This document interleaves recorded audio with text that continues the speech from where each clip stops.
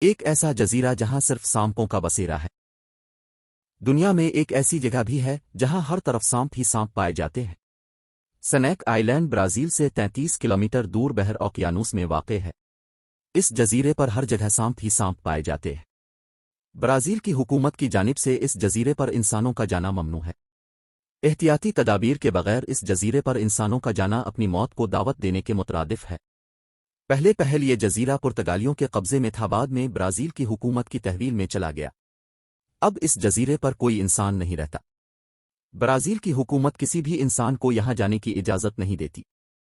اس جزیرے پر رہنے والا آخری انسان ایک لائٹ ہاؤس آپریٹر تھا۔ اس کا کام لائٹ ہاؤس کے ذریعے بحری جہازوں کو راہ دکھانا تھا۔ کہتے ہیں کہ یہ لائٹ ہاؤس کیپر اپنے بیوی بچوں کے ساتھ یہاں رہتا تھا۔ ایک دن بہت سے سانپ اس کے گھر میں داخل ہو گئے اور گھر کے تمام افراد کی جان لے لی۔ اس دن کے بعد اس جزیرے پر کوئی بھی شخص مستقل سکونت پذیر نہیں ہے۔ اس لائٹ ہاؤس کو بعد میں خودکار کر دیا گیا، جس کے بعد اس کی رکھوالی برازیل کی بحریہ کرتی ہے، جو وہاں جا کر لائٹ ہاؤس کو چیک کرتی ہے اور اس بات کی بھی یقین دہانی کرتی ہے کہ کہیں کوئی ایڈونچر پسند اس جزیرے پر رہنا تو نہیں شروع ہو گئے۔ سوال یہ پیدا ہوتا ہے کہ آخر اس جزیرے پر اتنے سانپ کہاں سے آئے؟ کچھ لوگوں کا خیال ہے کہ شاید یہ سانپ یہاں اس وقت سے سکونت پذیر ہیں جب یہ جزیرہ مین لینڈ برازیل کا حصہ تھا۔